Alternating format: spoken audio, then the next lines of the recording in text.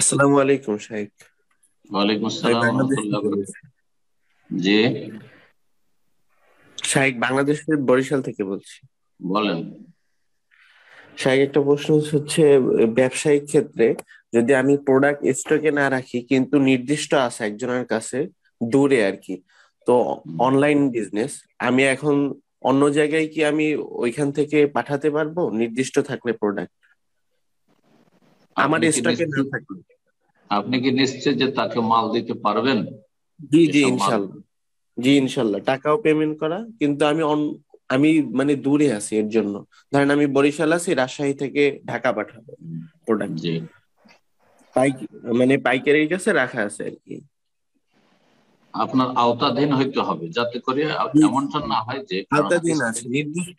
শাইখ।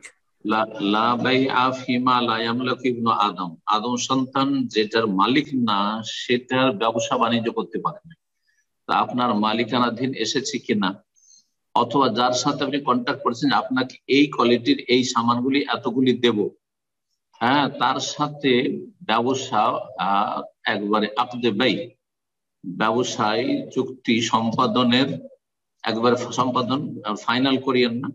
আপনি নিশ্চিত হন যে হ্যাঁ, প্রোডাক্ট আছে আমার কাছে, হ্যাঁ এতটা একেবারে রেডি আছে, তারপরে তখন কমপ্লিট করেন।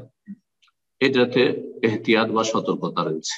এমনটা যাতে না হয় যে আপনার মালিকানায় নেই আর আপনি এদিকে কথা পাকা করে ফেলেছেন, এর সাথে চুক্তি হয়ে গেছে এই সামান দেব, এতটা দেব, আর ওইদিকে দেখা যাচ্ছে যে আপনার হস্তগত হলো না।